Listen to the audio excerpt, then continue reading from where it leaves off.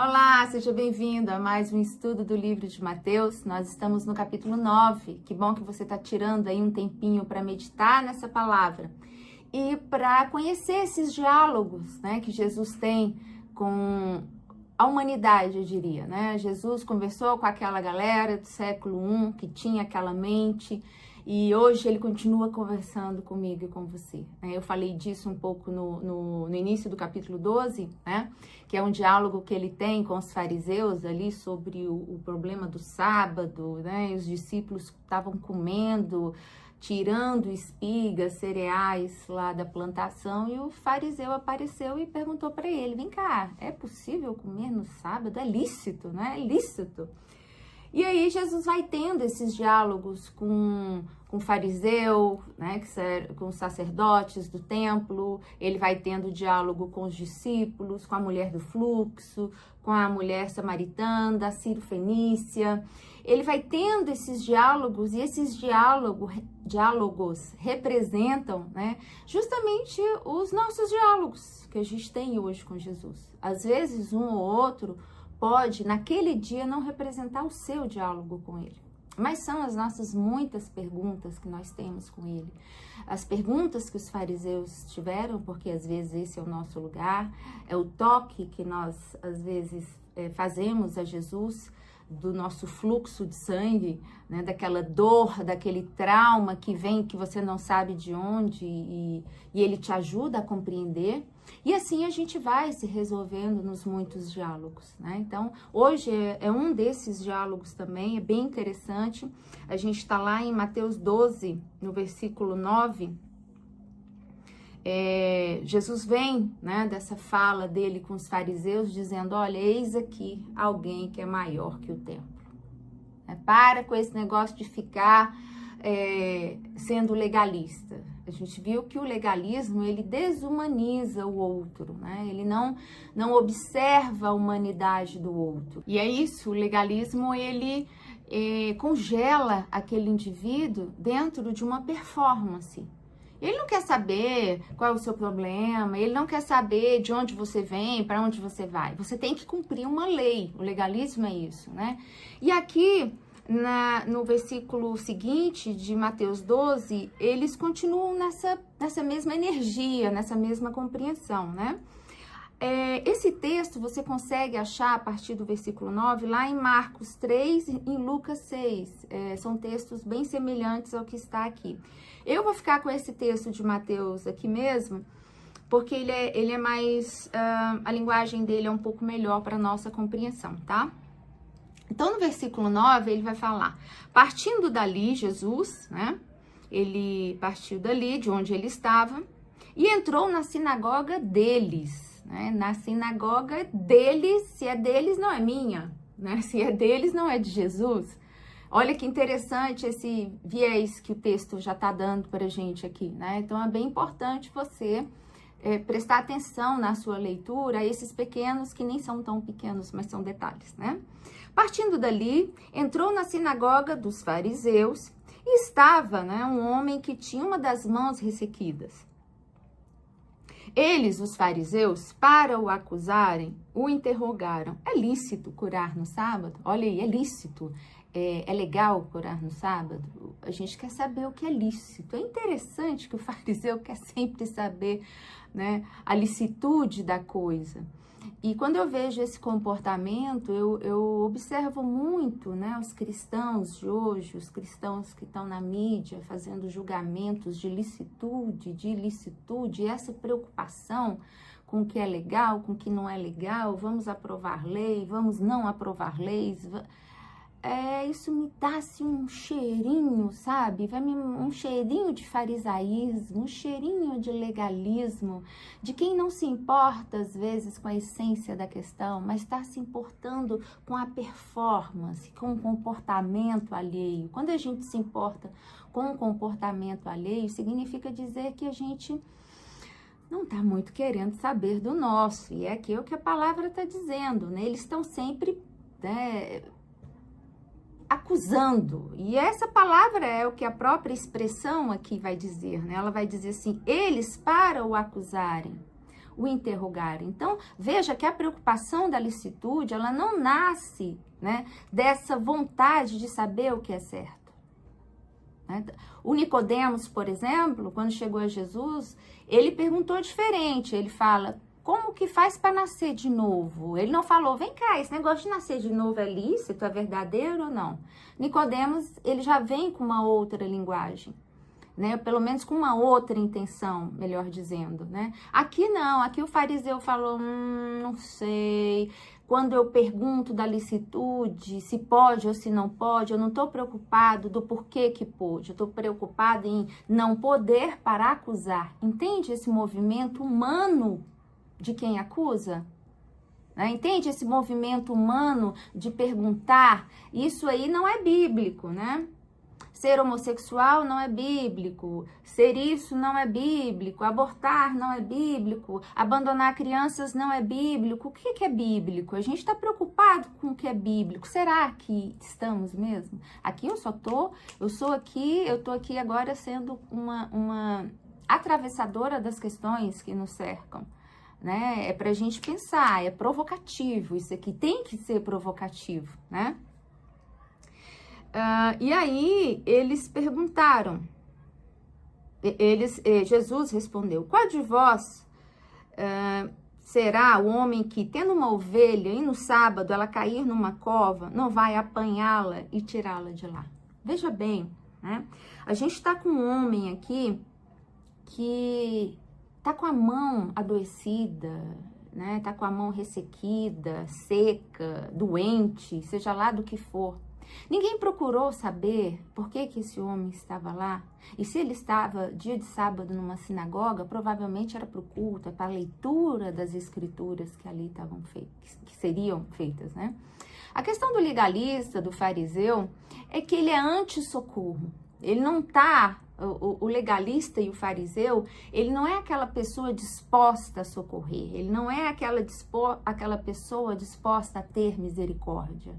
O legalista e o fariseu é aquela pessoa que está disposta a acusar. Por isso que Jesus antes vai dizer, né, lá no versículo 7, olha, se vocês soubessem, misericórdia quero e não sacrifícios, vocês não condenariam os inocentes. Então, essa é um comportamento deles que se atualiza hoje, né? 2000 anos depois, em nós, de que forma? De que forma eu, por vezes, sou esse fariseu com essas mesmas perguntas, tendo esse mesmo comportamento? Como que isso acontece para mim hoje? É o que eu e você temos que refletir.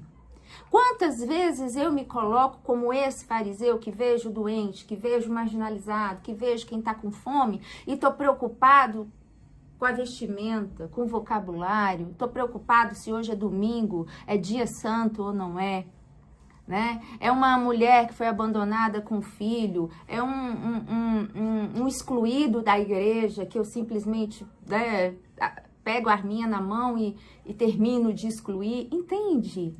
Entende que querendo ou não querendo, muitas vezes a gente se coloca nesse lugar de fariseu e não se percebe? É isso que a gente tem que parar para pensar nesse momento meditativo dessa palavra, né? Na tentativa de compreender como que isso é vivenciado por nós hoje. E aí Jesus fala, vem cá. A ovelha, sabe a ovelha? E Jesus usa e é muito interessante que Jesus usa a ovelha, né? A ovelha é um animal próprio, muito próximo, inclusive, dessa cultura, na época dos pastores de ovelhas, né? A gente vai ver que lá desde do Velho Testamento, o próprio salmista, né, vai dizer lá no Salmo 23, do pastoreado, né, que ele se sente pastoreado. E por diversas manifestações dentro da própria Bíblia, você vai encontrar essas expressões de pastoreio, expressões bucólicas, né? Olho para o monte, de onde me virá o socorro. E a ovelha aqui, ela entra também dentro desse vocabulário, desse linguajar, que é extremamente compreensível para eles. É isso que eu acho legal de Jesus. Jesus sempre está usando coisas da nossa realidade, do nosso tempo, da nossa cultura, para nos mostrar o caminho, para nos fazer refletir sobre as verdades da vida. Aqui ele usou a ovelha, ele falou, olha, ovelha é essas que vocês pastoreiam, que vocês trocam no mercado. essa ovelha aí, se ela cair no buraco, porque ela representa ganho para você, se ela cair no buraco, você vai deixá-la morrer? Ou você vai pensar, isso aí daria um belo almoço, uma bela ceia, eu poderia trocar por alguma coisa? É o que Jesus pergunta. Quanto mais vale um homem do que uma ovelha? Logo, é lícito fazer bem. Ora, por favor, se vocês tiram, né? E aqui Jesus está mostrando, está tirando, está arrancando de dentro deles a verdade que eles vivem. Jesus não está mentindo, Jesus não está falando para esses homens algo que eles não vivessem, algo que eles não sabiam do que se tratava. Jesus está falando de uma coisa que eles vivenciavam, eles tiravam ovelhas do buraco, por óbvio.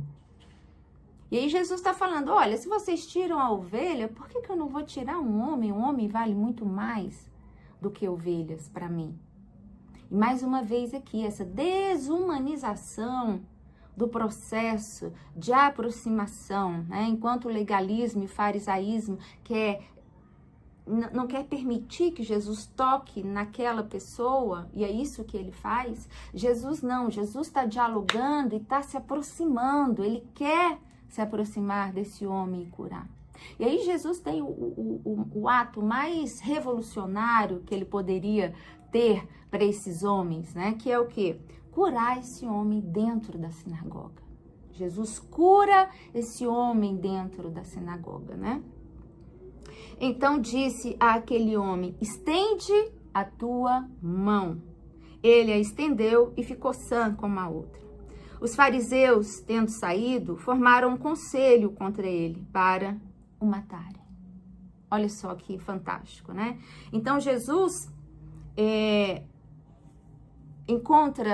faz essa pergunta para eles, né? A pergunta da ovelha, coloca esses homens diante de uma realidade que Jesus sabia que eles vivenciavam, e essa própria realidade, a própria vida responde às questões deles, né? Não era aquela questão de, a gente não sabe mesmo, poxa vida, a gente não está sabendo, como será que é isso para Jesus? Como Jesus, né, encara essa situação? Não era isso que estava em jogo ali.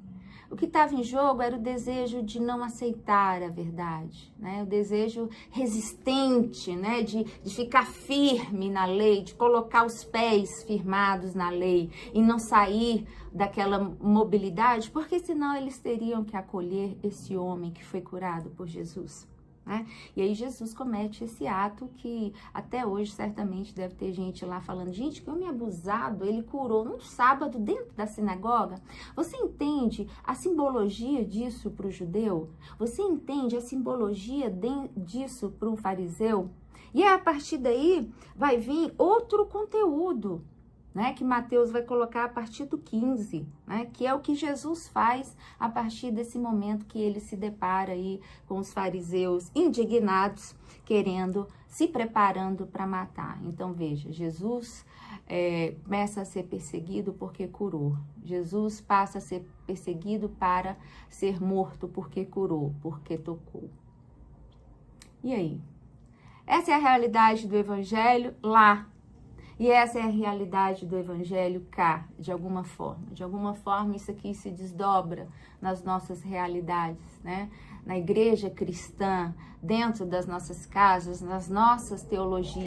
Como que nós estamos vivenciando isso, né? Essa é a palavra que eu deixo aqui para mim e para você nesse dia. E eu continuo a partir do 15, no próximo, a gente falando um pouquinho mais sobre isso. E que Deus nos livre, né? De estar nesse lugar, que, como eu disse, essa palavra é para lá, mas é para cá também, né? E que o Espírito de Cristo nos ilumine, nos dê a humildade suficiente para a gente se achar dentro desse contexto e para a gente entender essa palavra e acolher, né? Tantos que passam por nós com mão ressequida, com mentes ressequidas e com corações ressequidos. Que o Senhor nos guarde, nos proteja e nos leve a profundas compreensões da sua verdadeira palavra. Te aguardo. Até a próxima.